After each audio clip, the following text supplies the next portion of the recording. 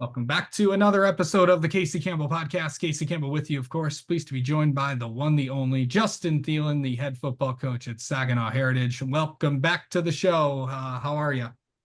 Great, great. Appreciate you having me on. I always enjoy our conversations, Casey. Absolutely.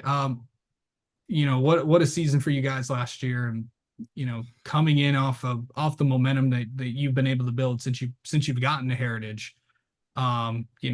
It definitely to just talk about what you've been able to do since you've gotten here.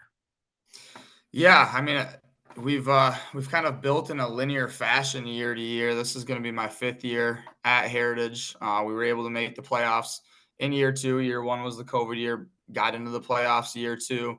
Um, Year three, we had a pretty successful year, went 7-3, and weren't able to get the job done in the playoffs. And last year, we sort of got over that hump, winning 9 games, winning our first playoff game in district since 2001 at Heritage. And we really feel like the roots of the program are now well established. This year's senior class will have been eighth graders in my first year, and so they've grown up, within the program all the way since middle school, and we feel like we're really reaping a lot of benefits of that. We've got great numbers throughout the program, and honestly, great people from players to coaching staff to parents. We've got tremendous community and administrative support, and couldn't be more thankful. We're looking very forward to 2024.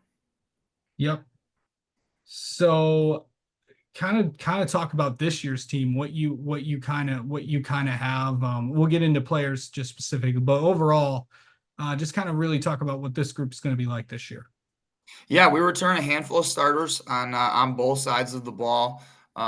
We feel really good about. We had a much better season defensively, especially last year. A couple games where we weren't nearly as good as we needed to be. But a lot of guys who have played a lot of ball on both sides for us. We lose a fair amount of production from last year's senior class. It was a really good group that sort of paved the way. Those guys were freshmen my first year, and they were our first 4-year group and did a ton of great things for us. So we've got to replace a lot of production, especially on the offensive side of the ball, but feel like we've got a number of guys that are ready to step into that role. The numbers of the group look really good right now. We feel like depth should be as much of a weapon as it's been, in my time here at Heritage for us.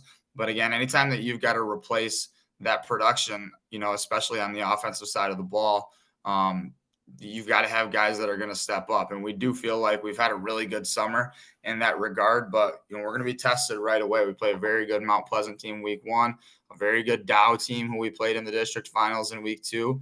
And then we go Grand Blanc, Davis, and Lapeer. So it's quite the gauntlet to start right out. We've got a group, like I said, that has played a lot of football. I feel like it could be a pretty deep group, but we're going to find out right away, and we're looking forward to that challenge for sure.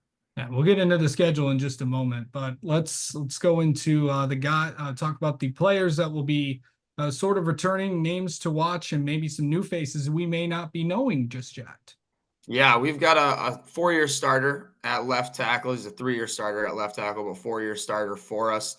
And Ethan Krass committed to Bowling Green this offseason, has had a great run for us at Heritage and has really assumed a leadership role, as he's been doing for a couple of years. But he'll be a great player for us on both sides of the ball. Up front, we'll do our best to keep him as fresh as possible as we go. But your guys are your guys, and they've got to play for you. And we know that he's gonna have a really, really good season for us. He's had a tremendous summer. He's more athletic. He's had a full off season, and he is just an all-around 4.0 All-American type of kid who's going to have a great year for us. We return a first-team All Valley DB and DJ Burns, who's going to be a really good player for us on both sides of the ball. Rhett Klopp will be a guy who will use in a number of ways, both offensively and defensively. Played a ton of ball for us last year. He's going to be a really good player. Grayson Byam at linebacker, tight end. We've got a really deep senior class. Guys like Travis Taylor at tight end linebacker, Ben Landon at tight end. Braden Winters, a returning starter for us on the offensive line. Jeremiah Walker was a sophomore for us last year that started on the offensive line. He's going to be a really, really good player for us. Jordan Martin returning in the secondary, and then a couple of guys that are going to be seniors that did not play as much for us last year that we think are going to be really good players. Jaden Morrell is a name at defensive back and wide receiver that we expect to be a really good player. Logan Betcher at linebacker, running back.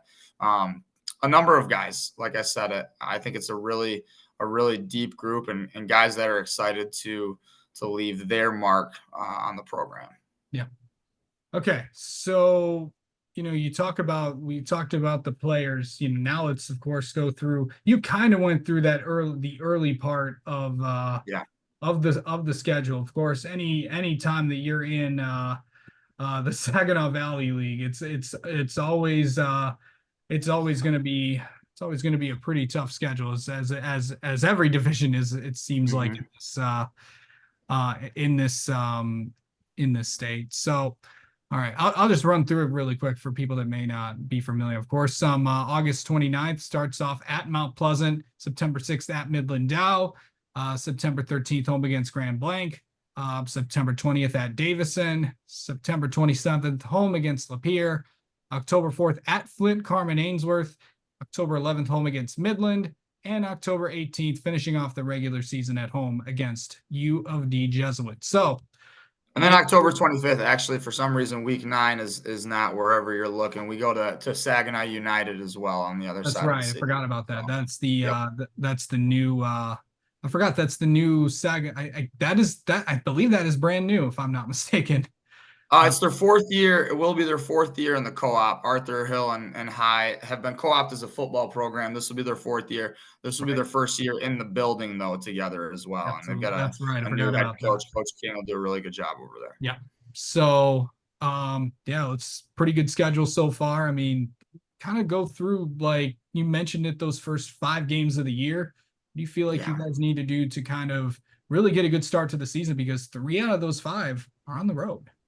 It is a gauntlet of a schedule. I mean, 7 of the 9 teams in our schedule made the playoffs last year. 5 of those 7 won playoff games. So we're going to have no breaks, which is good. You're going to be challenged competitively week to week. I mean, that week 1 game against Mount Pleasant is as tough as it gets. It's kind of a unique schedule because for the longest time, Heritage had been in the North division of the SVL with your Midland Dow, Mount Pleasant, who are all 3 on our schedule. 2 of those are actually considered non-league games. One's a crossover. So we still play those 3 traditional SVL powers. And then we're also, being in the South, we go Grand Blanc, Davison, Lapeer right in a row with our divisional foes. And so, I could write a book about our schedule. It's extremely tough. We're going to be challenged week to week. Some very, very good coaches, good teams, and when you play a schedule like that, you have to get better week to week. You have to evolve as a team and as a program. You can't just stay the same because you're going to be well scouted every week. You play very, very good football teams, and we feel like that's really helped us grow as a program. Especially this will be our 3rd year in the South. I think competitively, it's really helped us develop as a team and as a program. When you've got the 3-week gauntlet of Grand Blanc, Davis, and Lapeer. Those are all Division I schools. We're a Division II school, and I feel like that, like I said, has really, really prepared us for the postseason, and hopefully we'll continue to do so. But yeah, it's a schedule that will challenge the heck out of you week to week. You've got to be you don't get to play B+ games and win. Honestly, we talk about that all the time with our guys, and I think that helps us stay focused and stay really sharp through the summer and through the weeks of practices. You don't get to take days off and win, and you don't want to learn lessons the hard way. You don't want to get punched in the mouth one week and have to use that as a growing experience necessarily. You've got to have a group of players and coaches and a team that's mature enough to make sure that you don't have to learn the hard way and you're preparing in a way that's gonna be successful on Friday nights day to day. So For sure. yeah, looking forward to it. It starts off with a bang. Like I said, Mount Pleasant's gonna be really, really good. They always are. Yeah. Okay, so take me through really the next few weeks. Where are we in terms of trying to what are the next few weeks going to look like for you guys as you head into Yeah, just wrapping up our summer workout schedule. We got out of school pretty early and we're able to get going that Monday after Memorial Day right away. So we've had an 8-week summer, 4 weeks in June and 4 in July that we've been able to get after it with the guys. And so we'll wrap up our summer schedule this upcoming week. We give them that whole preseason down period off to recharge with each other and with their families, and tell them to stay active and enjoy that time. We'll get a little team bonding in as well. But yeah, it's just about kind of freshening yourself up mentally, physically, and spending time with your families that week before we get rolling, hopefully into the later stages of November. Absolutely. All right. Well, Justin Thelen, thanks for taking the time to talk with us, and best of luck to you guys this season. Yeah, I always appreciate you having me on, Casey. I appreciate you, and keep doing your thing.